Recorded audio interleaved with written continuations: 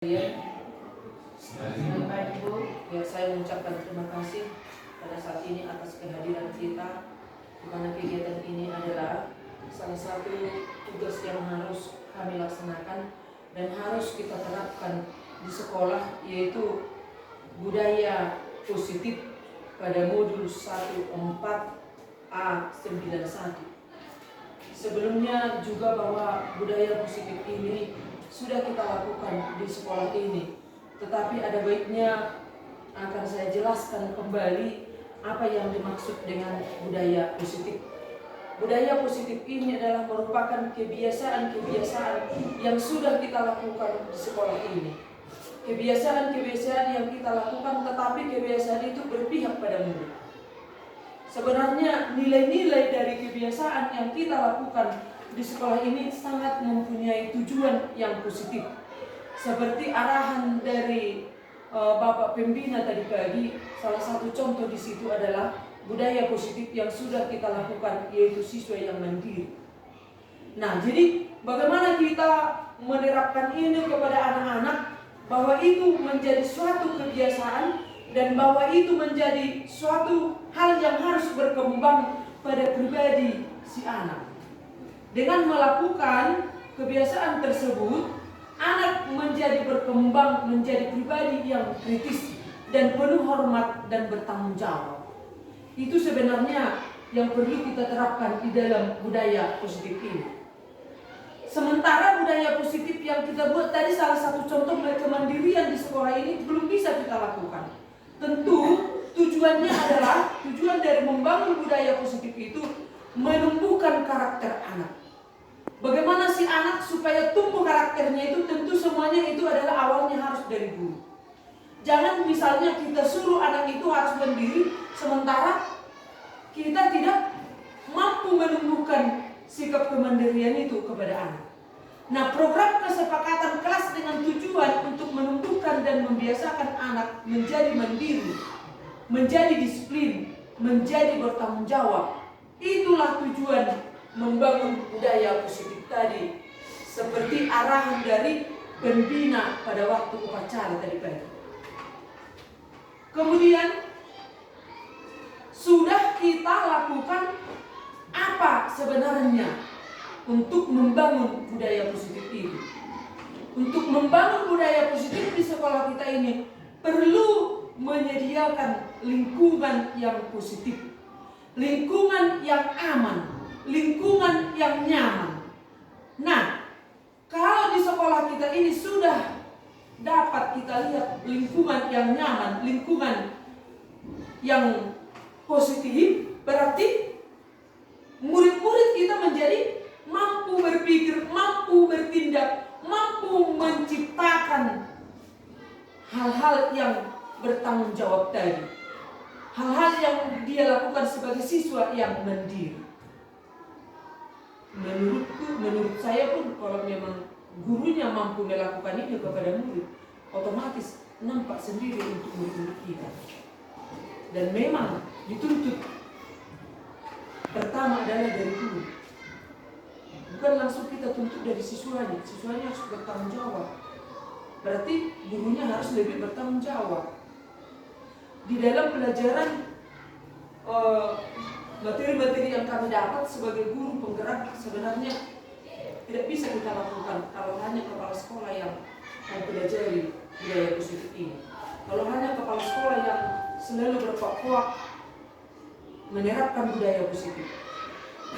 Walaupun Bapak Ibu guru tahu sebenarnya apa yang kita lakukan untuk membiasakan murid kita ini melakukan budaya positif ini. Yang pertama adalah hal-hal yang kita gerakkan adalah gerakan literasi sekolah. Ini sebenarnya sudah kita buatnya literasi sekolah dan sudah kita lakukan. Tapi hasilnya harus ada perkembangan. Adakah perkembangan sesuai yang kita arahkan atau sesuai yang kita buat kepada anak didik kita? Sudahkah ada gunanya? Sudahkah bermanfaat? Kemudian kegiatan ekstra kurikuler. Ini sudah kita tentukan ekstra ini, tetapi karena kesibukan dalam waktu 4 minggu ini, akhirnya ekstra kurikuler itu tertunda, ya. Kita lakukan sebenarnya sekali dua kali, sudah ditentukan jadwal, tapi karena kegiatan yang banyak akhirnya tertunda. Kemudian ketiga, menetapkan kegiatan pembiasaan pada awal dan akhir proses belajar. Ya, apalah yang kita lakukan kepada anak-anak kita sebelum kita memulai pelajaran. Nah, kalau di barisan itu sudah kita lakukan berdoa, kemudian pendalaman Alkitab, kemudian setelah itu kita lakukan lagi 3S di depan kelas.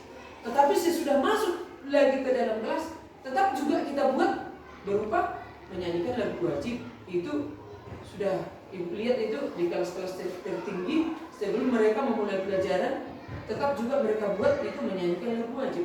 Itu memang salah satu budaya yang harus kita terapkan. Karena menyanyikan lagu wajib itu sebenarnya tidak hanya pada waktu upacara. Sebelum memulai pelajaran dan sesudah pun itu bisa kita lakukan. Supaya mereka menjadi terbiasa, ya. Kemudian yang keempat, membiasakan perilaku baik yang bersifat spontan. Sudah saya jelaskan tadi, itu perilaku 3S juga, ya. Kemudian menetapkan tata tertib sekolah. Tata tertib sekolah ini adalah sangat-sangat perlu sekali buat anak didik kita. Selama ini pun sudah saya lihat itu sebenarnya tidak ada lagi siswa kita yang terlambat. Sudah tahu itu tata tertib sekolah, bahwa sebelum lonceng berbunyi jam 7.30 mereka sudah harus berada di sekolah. Berarti 15 menit sebelum lonceng berbunyi sudah dilakukan. Selain dari situ, tata tertib sekolah yang kita lakukan berpakaian. Pada waktu hari Senin pakaiannya harus lengkap. Pada hari Selasa pakaiannya seperti ini. Pada hari Jumat berpakaian olahraga. Pada hari Sabtu itu juga termasuk tata tertib yang sudah menjadi budaya. Tanpa kita suruh, mereka itu sudah tahu sebenarnya apa yang harus mereka lakukan di bidang tata tertib. Nah, lebih jelasnya di sini beberapa contoh yang harus kita lakukan untuk budaya positif. Dan sudah saya jelaskan tadi, melaksanakan tata tertib sekolah, cinta kebersihan dan lingkungan.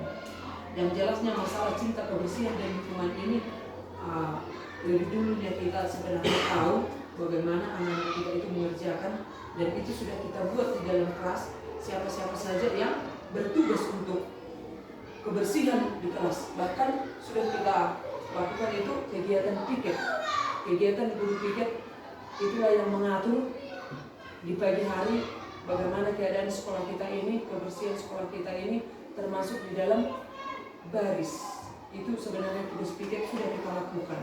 Kemudian contoh berikutnya adalah masalah kejujuran, religius, kepedulian. Ini buat anak-anak kita sebenarnya sulit kita ajarkan masalah kejujuran ini. Masih ada saja anak-anak di dalam kelas yang melakukan kebohongan, yang kurang jujur terhadap temannya juga terhadap gurunya lagi. Yang paling berat adalah kejujuran anak didik terhadap guru. Zaman sekarang tidak ada lagi murid takut berbohong kepada gurunya. Mereka itu selalu berbohong, mencari alasan supaya dia bisa menunjukkan kebenaran kepribadiannya, supaya jangan didukung guru. Nah, masalah kepedulian ini adalah sangat perlu sekali, ya. Tindakan kepedulian ini adalah ingin memberi bantuan kepada orang lain yang membutuhkan bantuan. Apakah ini mampu kita lakukan? Kepedulian siswa dapat ditanamkan di sekolah melalui berbagai cara. Misalnya dengan menjenguk dan mengumpulkan uang dari teman-teman saat ada teman sekelas atau guru yang sakit. Kemudian memiliki kepedulian diri siswa sejak dini, maka mereka akan disenangi oleh banyak teman dan jadi terbiasa untuk saling tolong menolong. Ada ini materi kami di dalam minggu-minggu yang lewat, yaitu masalah kesadaran diri. Salah satu contoh kesadaran diri ditanamkan kepada siswa. Kemudian ada kesadaran sosial. Berarti masalah kepedulian ini adalah berhubungan dengan kesadaran sosial. Salah satu contoh kesadaran sosial yang kita buat di sekolah ini, misalnya kalau ada orang tua yang meninggal, itu kita tanamkan kepada anak sebagai pengganti trans bunga, maka kita adakanlah misalnya pengumpulan uang duka berapa yang mereka minta dari orang tua, dan itulah kita berikan kepada si anak yang orang tuanya meninggal. Kemudian masalah budaya positif yang ada kaitannya dengan kesepakatan kelas. Kesepakatan kelas ini sudah saya jelaskan kepada ibu yang menjadi pendamping guru penggerak.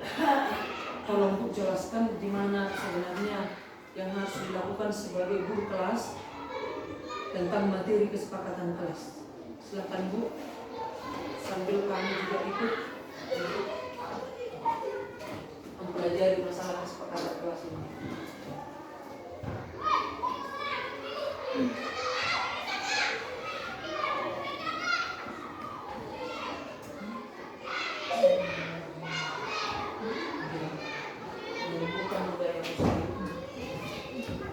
Nah, setelah kita mengetahui budaya positif tadi, Bu, maka terbentuklah di situ keyakinan kelas. Yang pertama, setiap anggota kelas perlu belajar, perlu senang, perlu saling menghargai, menjadi diri terbaik, menghormati orang lain, dan berkomitmen terhadap setiap pekerjaan. Nah, dalam melakukan tindakan keyakinan kelas ini ada 5 posisi kontrol yang harus kita punya. Yang pertama, dia guru sebagai penghukum, kedua membuat rasa bersalah, ketiga ada teman, yang keempat dia ada pemantau, yang kelima dia ada manajer.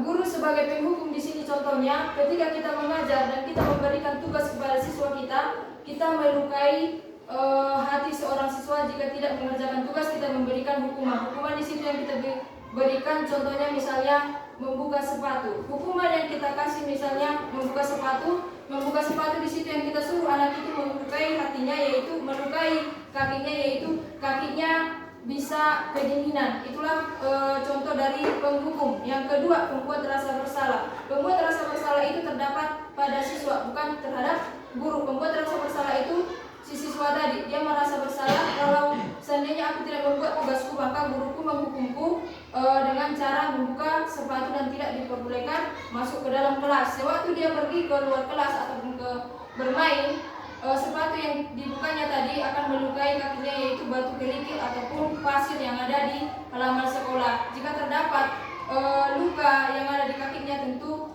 yang berdampak pada kita itu yaitu melukai siswa. Yang ketiga, teman. Guru sebagai teman di sini maksudnya kita sebagai guru tidak hanya mengajarkan materi kepada siswa, tetapi juga kita mendekati siswa. Ada mungkin siswa sebagian yang berangkat dari rumah karena mungkin situasi dari rumah dia mendengarkan orang tuanya mungkin ayah dan ibunya sedang tidak bercakapan misalnya di rumah. Nah, seakan si anak itu membawa masalah yang di rumah ke sekolah. Itulah yang namanya teman. Kita mendekati si anak tadi.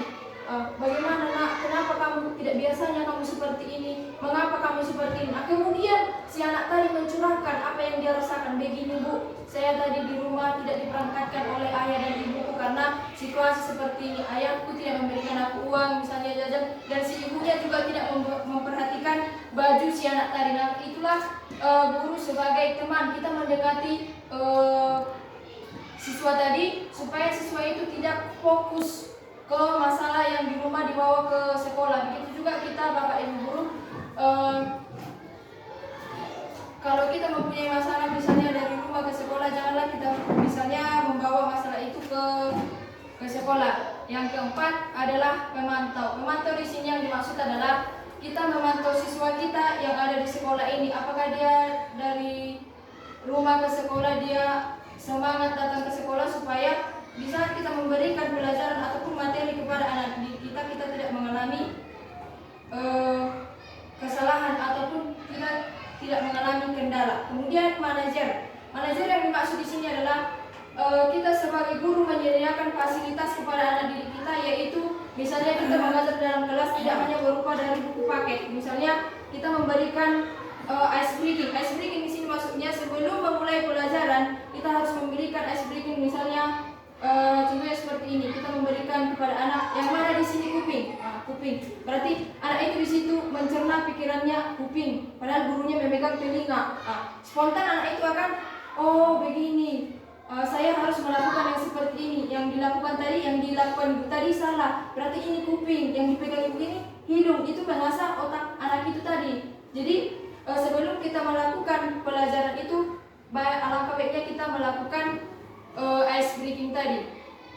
yaitu guru sebagai manajer. Kemudian kita sampai ke segitiga restitusi. Segitiga restitusi ini adalah yaitu masalah siswa ataupun masalah siswa yang kita hadapi saat kita mengajar. Contohnya kesepakatan kelas tadi. Kesepakatan kelas kita membuat tugas kepada siswa, yaitu kita memberikan tugas kepada siswa, mereka sendiri yang membuat kesepakatan itu. Dan mereka kita sebagai guru di sini tidak boleh menghukum, karena guru tidak boleh menghukum ataupun memberikan kata-kata kepada siswa tadi. Jadi maksudnya di situ siswa itu berpikir kreatif, mandiri, bagaimana suasana kelas itu nyaman, begitu kira-kira. Karena segitiga restitusi itu misalnya sudah kami terapkan di kelas 6 ini, yaitu si Gilbert dan si Rido. Nah, di minggu yang lalu saya memberikan tugas matematika, ternyata mereka tidak mengerjakan. Sudah saya kasih waktunya selama 2 minggu. Nah, kemudian mereka membuat kesepakatan, jikalau tidak dikerjakan, mereka akan melapor kepada ibu kepala sekolah. Dan ini sudah kami terapkan kepada ibu kepala sekolah, seakan-akan dia lebih takut kepada ibu kepala sekolah dibanding saya guru kelasnya. Nah, seharusnya mereka lebih takut kepada wali kelasnya, karena wali kelas adalah pemberi nilai, sedangkan ibu kepala sekolah hanya memberikan materi ataupun memberikan nasihat kepada kita untuk mengayomi kita Bapak Ibu guru supaya kita melaksanakan tugas kita dengan baik. Nah, di situ terdapat antara si Rido dengan si Gilbert, alasan yang mereka berikan adalah lupa. Kemudian yang kedua, si Gilbert memberikan alasannya tidak ada niatnya untuk mengerjakan tugas karena di dalam keluarga itu tidak dibarengi dengan kepedulian orang tuanya. Kalau ada tugasnya dia disuruh belajar, tapi kalau tidak ada tugasnya dia tidak melakukan PR-nya. Nah, dari situ kemudian saya telah siswa itu tadi mengapa seperti itu. Nah, jikalau mereka gagal, berarti kita sebagai guru juga gagal dalam menyampaikan materi. Nah, di sini saya coba mendekati anak tersebut. Ternyata pada saat di sekolah kita memberikan perhatian yang lebih kepada si anak. Ternyata di rumahnya dia tidak mendapatkan kasih sayang daripada orang tuanya. Begitu kira-kira, karena di rumah dia mungkin orang tuanya sibuk, karena mungkin orang tuanya sibuk memikirkan untuk kebutuhan keluarga di rumah, sedangkan kita di sekolah, kalau di sekolah, kalau di rumah begitu kita akan bawa ibu. Tetapi si anak itu tadi butuh dia genggaman dari kita, butuh dia kasih sayang. Bagaimana ini? Kalau aku tidak mengerjakan tugasku, akankah ibu ini peduli sama aku, atau dibiarkan, atau ibu ini akan menghukum? Begitu kira-kira, karena si anak itu tadi butuh kasih sayang, butuh genggaman dari kita. Jadi dalam melakukan segitiga restitusi ini kita dituntut untuk lebih dekat kepada si murid, karena segitiga restitusi ini kita belum boleh menghukum siswa, apalagi memarahi siswa. Nah, dari situ timbullah stabilitas identitas yang akan dilanjutkan oleh kepala sekolah. Ya, baik. Jadi lanjutan yang dibuat dari ibu itu tadi, bagaimana si anak itu supaya dia merasa tidak bersalah di dalam melaksanakan budaya positif. Bisa jadi ibu langsung? Bisa? Enggak, materinya di sini.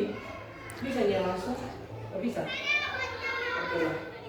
Jadi pertama sekali kita bertanya kepada anak tidak langsung, kenapa kau tidak sekolah? Kenapa kau seperti ini? Nah, kita carilah kata-kata kepada si anak ini, bagaimana dia supaya merasakan dia tidak bersalah. Buatlah salah itu tidak apa-apa.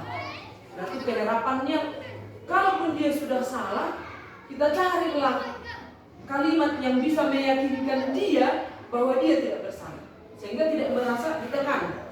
Kemudian tidak ada manusia yang sempurna. Nah, ini selalu kita ucapkan kepada si anak, misalnya kalau dia tadi berbohong atau membuat perilaku yang kurang jujur, maka kita buatlah suatu ucapan kepada si anak ini, tidak ada manusia yang sempurna. Nah, kemudian boleh juga kita buat, saya juga pernah melakukan kesalahan seperti itu. Nah, kan sering kita membuat contoh, ibu dulu pernah melakukan hal yang seperti itu. Kalau ada kita temukan kesalahan si anak ini, Nah kemudian kita bisa menyelesaikan ini. Sini dulu kau pengaku, ada contoh. Sini dulu. Kita bisa menyelesaikan masalah ini. Yang penting kau jujur. Coba kapan kau waktu itu mencuri, apa yang kamu curi, biar bisa kita selesaikan masalah ini. Jadi dia menjadi tidak merasa takut, ya. Bapak Ibu tidak tertarik mencari siapa yang salah, tapi Bapak Ibu ingin mencari solusi dari permasalahan ini. Intinya kita mencari solusi. Kenapa kamu tidak mengerjakan PR-mu? Kenapa kamu malas? Kenapa kamu malas? Berbeda, tekanan suara juga berbeda di sana. Kemudian kamu berhak merasa begitu. Ada ucapan yang kita buat kepada si anak itu. Apakah kamu sedang menjadi teman yang baik buat dirimu sendiri? Ini beberapa hal yang perlu kita ketahui untuk meyakinkan si anak tadi. Kemudian ada istilah validasi tindakan yang salah, ya, validasi tindakan yang salah.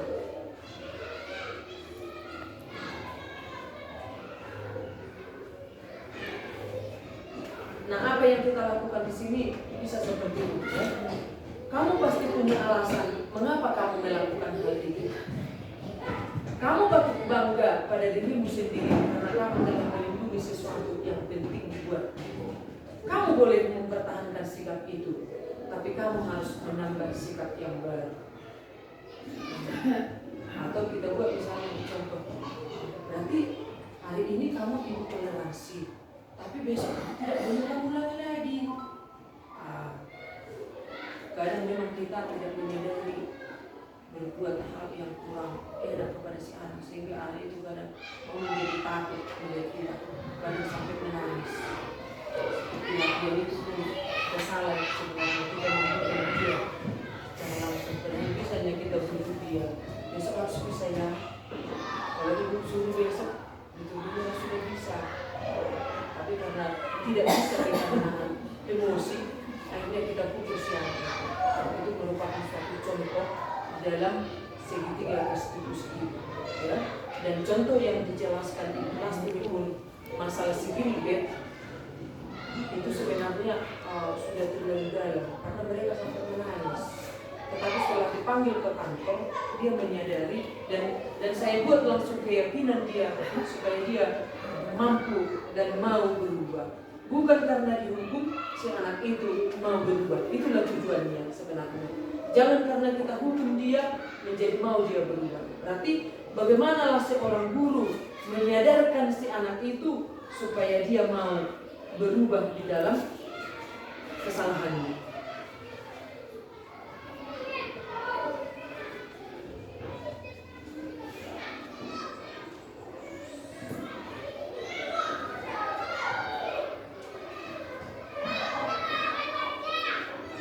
Nah, baiklah Bapak Ibu, untuk materi budaya positif ini yang paling perlu adalah setelah saya jelaskan tadi, mari kita menerapkan atau menumbuhkan budaya positif itu di sekolah kita ini. Peliharalah dan jagalah budaya-budaya yang sudah kita buat di sekolah kita ini, termasuk itu guru kelas yang membuat kesepakatan kelas. Tadi sudah dijelaskan bagaimana membuat kesepakatan kelas. Sebenarnya kesepakatan kelas ini hubungannya dengan tata tertib ini. Kita buatlah misalnya sebuah kertas media, kita buat di situ kesepakatan kelas itu apa yang harus dilakukan oleh siswa dan guru di dalam kelas itu. Kesepakatan ini adalah sama-sama dibuat oleh guru dan siswa. Boleh berbeda kesepakatan kelas yang dibuat ibu kelas 5 dengan ibu kelas 6, berbeda dengan kelas yang lain. Tetapi apa yang kita percaya sebagai kesepakatan kelas itulah yang kita tuliskan. Kemudian nilai-nilai yang umum saja. Kalau kamu tidak mengerjakan PR, apa hukumannya? Buat kesepakatannya. Kalau kamu misalnya terlambat, apa hukumannya? Sebenarnya yang paling banyak nampak itu secara umum masalah kelas adalah masalah tugasnya. Si anak maka tekankanlah keyakinan kelas itu lebih dalam, masalah di keyakinan kelas untuk mengerjakan tugas. Apa konsekuensinya, apa hukumannya jika dia tidak mengerjakan tugas itu. Kemudian apa bayangannya, ya? Kalau kita sudah membuat kesepakatan kelas itu, apa bayangannya? Dan tentu akhirnya setelah kita buat, sesudah ada bayangan, maka kita menanyakan kepada semua itu, mau jadi apa nanti dia, ya? Mau jadi seperti apa dia kalau mengerjakan tugas? Mau jadi seperti apa dia kalau dia tidak mengerjakan tugas? Itu inti daripada keyakinan kelas tadi.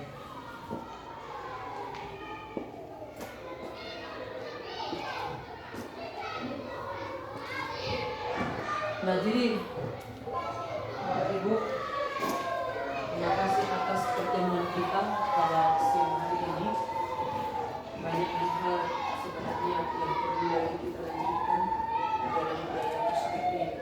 Kemudian kelanjutan materi kita waktu yang kita buat hari Sabtu yang lalu, dan akan kita lakukan pertemuannya sekali 2 bulan.